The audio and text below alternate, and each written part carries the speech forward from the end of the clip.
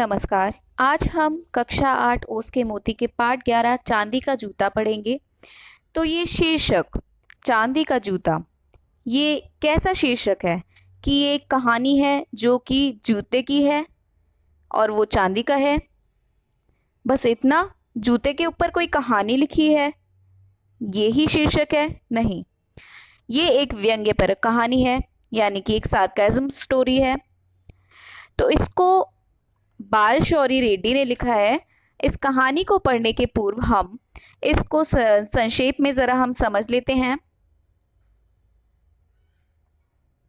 इस व्यंग्यपरक कहानी में लेखक ने दहेज जैसी विकराल सामाजिक समस्या पर करारा व्यंग्य किया है, यानी कि ये एक समाज पर व्यंग्य करने वाली कहानी है जो किस पर? दहेज के लिए व्यंग्य करती है, दहेज पर अपना ताना देती है। ठीक है, तो लेखक ने एक दहेज प्रथा जो कि बहुत पुराने समय से चला आ रहा है अभी भी समाज में, उस पर अपने तानों का वार किया है। ठीक है, व्यंग्य का वार किया है, करारा व्यंग्य किया है, प्रश्न लगाए हैं। कन्या कितनी भी सुशिक्षित, सुयोग्य और सुंदर क्यों ना हो, माता पिता दहेज के बंधन से मुक्त नहीं हो पाते। अभी देखिए, समाज में पुराने समय से क्या चला आ रहा है कि कन्या यानी कि जो वधू होती है, वो चाहे कितनी भी पढ़ी लिखी हो, कितनी भी सुंदर हो, कितनी भी योग्य हो, गुणी हो, पर उसके माता पिता पर एक बोझ हमेशा क्या रहता है? दहेज देने का। वरना शादी में अड़चने आ जाती है, लड़के वाले नाराज हो जाते हैं। और ये पुराने समय से चलता आ रहा है। आज भी हम लोग इसके न्यूज़ कभी ना कभी देख ही लेते हैं टीवी पर कि दहेज की वजह से शादी टूटी या दहेज की वजह से ये हुआ वो हुआ, बहुत सारे केसेस हो जाते हैं। तो ये पुराने समय से ये प्रथा आज भी चली आ रही है और ये बोझ माता पिता पर बना हुआ है आज भी। इस सामाजिक अभिशाप ने भारतीय समाज की आदर्श परंपरा की जड़ें हिला दी हैं। और ये जो सामाजिक अभिशाप यानी समाज में लगा हुआ एक श्राप है कि लोगों में जो ये बंधन होगा तो वो दहेज के पर आधारित होगा, ये बहुत ही गलत है और उसकी जड़ें ये लेखक की कहानी ने हिला दी हैं। अब हम इस कहानी को जरा पढ़ेंगे, समझेंगे और हमें पता चलेगा कि किस तरह से लेखक ने इस कहानी में समाज में फैली इस कुप्रथा पर व्यंग्य किया है। संयोग की बात थी, मैं जिस दिन अपने वकील मित्र शिवराम के घर पहुंचा, उसी दिन मेरे मित्र के पुत्र की वर्षगांठ धूमधाम से मनाई जा रही थी। अच्छा, तो देखिए, बाल शौरी रेड्डी यानी लेखक जब अपने वकील मित्र शिवराम के घर पहुंचे, अब वहां पर संयोगवश शिवराम के पुत्र की वर्षगांठ यानी कि उनका जन्मदिन मनाया जा रहा था, फंक्शन चल रहा था, एक पार्टी चल रही थी। भोज में निमंत्रित व्यक्तियों में वेंकटेश्वर राव को देखकर मेरी बाँछें खिल गईं। अब उस निमंत्रण में अचानक से अपने एक पुराने मित्र वेंकटेश्वर राव को देख लिया लेखक ने। और वेंकटेश्वर राव और ये लेखक दोनों बहुत ही अच्छे मित्र रहे होंगे, तभी लेखक की बाँछें खिल गई, यानी कि वे फूले ना समाये अपने इतने पुराने मित्र को पाकर। वे एकदम उछल कर मुझसे गले मिले। वेंकटेश्वर राव भी एकदम से देख करके लेखक को उछल गए कि अचानक से अब इतने पुराने मित्र को मिल रहे हैं, तो उछल गए और उनको गले से लगा लिया और कुशलता संबंधी प्रश्नों की बौछार कर दी। कुशलता संबंधी प्रश्न यानी कि कैसे हो, कहाँ हो आजकल, क्या कर रहे हो, इतने दिनों बाद दिखाई दिए हो, बात भी नहीं होती है, इस तरह के बहुत सारे प्रश्नों की बौछार कर डाली। दूसरे दिन प्रातः मित्र का न्योता पाकर मैं नाश्ता करने उसके घर पहुंचा। अब यहाँ पे लेखक दूसरे दिन, ठीक है, यानी कि अभी वो वकील मित्र शिवराम के घर पे थे, अब उनको निमंत्रण दिया है किसने? उनके पुराने मित्र वेंकटेश्वर राव ने उनको निमंत्रण दिया है कि अब सुबह सुबह नाश्ता हमारे साथ में करोगे। तो उनके घर में पहुंचे, ठीक है, नाश्ते पर पहुंचे। सर्वप्रथम विलायती व कीमती अल्सेशियन सोनी ने हमारा स्वागत इस तरह किया मानो वह यह जानती हो कि मैं उसके मालिक का अभिन्न मित्र हूँ। ये अल्सेशियन एक डॉग की ब्रीड होती है और उसकी ब्रीड की ये डॉगी है जो उनको मिली थी और उसने लेखक का ऐसे स्वागत किया जैसे कि वो पहले से ही उसको जानती हो कि वो वेंकटेश्वर राव का मित्र है। बाथरूम से सर पोंछते हुए वेंकटेश्वर राव सीधे बैठक में आ पहुंचा, पंखा चलाया, अखबार हाथ में थामकर कपड़े पहनने के लिए शयन कक्ष में चला गया। बैठक इस प्रकार सजाई गई थी मानो फिल्मी शूटिंग करने के लिए अभी अभी तैयार किया गया सेट हो। मैं मन ही मन अपने मित्र की पत्नी की अलंकार प्रियता की प्रशंसा करने लगा, क्योंकि लेखक इसलिए प्रशंसा करने लगा क्योंकि उसको अपने मित्र से ये सारी उम्मीदें नहीं थी कि उसका मित्र ये सब कर सकता है, अपने ड्राइंग रूम को इस तरह से सजा सकता है कि एक लगे कि जैसे फिल्मी शूटिंग हो रही हो यहाँ पर उसकी पत्नी ने उस घर को इस तरह से संभाला था। उसको देख करके लेखक मनमुग्ध हो जाते हैं और उसकी प्रशंसा करने लगते हैं, साथ ही उससे अपनी घरवाली की तुलना भी करने लगते हैं। दीवारों पर सुप्रसिद्ध कलाकारों की पेंटिंग सुशोभित थी। मैं सोचने लगा कि हॉस्टल में रहते समय वेंकटेश्वर राव कैसा लापरवाह रहा करता था। आज उसकी रुचि में ऐसा भारी परिवर्तन कैसे हुआ। तो लेखक को एक संदेह था कि इस तरह का परिवर्तन कैसे हो गया। वह सदा अपनी चीजें अस्त व्यस्त रख छोड़ता था, उन्हें करीने से सजाने की उसकी आदत ही न थी। तो जब लेखक अपने मित्र को इस तरह से जानता है कि हॉस्टल के टाइम पर उसका मित्र जो था अपना सामान कभी भी व्यस्त तरीके से तो रखता नहीं था, अस्त व्यस्त सामान पड़ा रहता था, व्यवस्थित तरीके से नहीं रखता था, तो उसको लगता है कि ये इसने तो नहीं किया होगा। मैं चिढ़कर उसे लाख समझाता, किंतु उसकी लापरवाही में कोई परिवर्तन ना देख मैं भी हार मान चुका था। लेखक अपने मित्र वेंकटेश्वर राव को बहुत समझाते थे कि अपना सामान व्यवस्थित तरीके से रखा करो, कैसे पड़ा रहता है, लेकिन फिर भी वो नहीं मानते थे। तो लेखक ही हार मान चुके थे।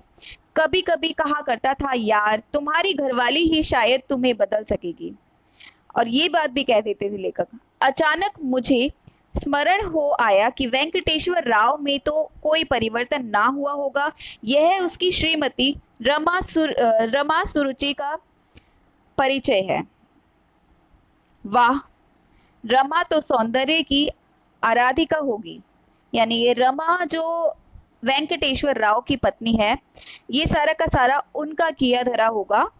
लेखक को ऐसा लगता है कि वो सौंदर्य की आराधिका होंगी, यानी उनको सौंदर्य बहुत प्रिय होगा, सौंदर्य प्रिय स्त्री होंगी वो। भाई साहब नमस्ते, शायद आप रास्ता भूल गए हैं जो हमारे घर आए, रमा एक सांस में कह गई। अभी देखिए, लेखक वेंकटेश्वर राव के निमंत्रण पर सुबह नाश्ते पर आए हैं उनके घर और बैठक में बैठे हुए हैं, और ऐसे में रमा यानी वेंकटेश्वर राव की पत्नी आती हैं और उनको देखती हैं, पहचान नहीं पाती, उन्हें नमस्ते करती हैं और कहती हैं, शायद आप रास्ता भूल गए हैं जो हमारे घर आए। रमा एक सांस में कह जाती है। मैंने बिल्स को तिपाई पर रखते हुए दृष्टि उठाई तो देखता क्या हूँ, सामने हाथ जोड़े हंसमुख रमा खड़ी है। बिल्स यानी एक तरह का बम होता है या फिर बैटरी होती है, ठीक है। वो टिपाई यानी कि एक स्टूल पर रख देते हैं और देखते हैं क्या, दृष्टि उठा करके देखते हैं कि वो तो सामने हाथ जोड़े हंसमुख सी रमा खड़ी है, वेंकटेश्वर राव की पत्नी खड़ी है। मैंने उठकर अभिवादन का प्रत्युत्तर दिया। प्रत्युत्तर यानी कि उनको भी नमस्कार किया, नमन किया। तभी रमा पूछ बैठी, आप सुरेश की शादी में क्यों नहीं आए। अब रमा पहचान लेती है लेखक को और पूछती है कि आप सुरेश की शादी में क्यों नहीं आए। सुरेश यानी कि रमा और वेंकटेश्वर राव का बेटा। हमने तो आपका बहुत इंतजार किया। क्या सुरेश की शादी हो गई? मुझे न्योता कहाँ मिला, जो चला आता। निमंत्रण पत्र तो भेजा नहीं, उल्टे मुझ पर दोषारोपण कर रही हो।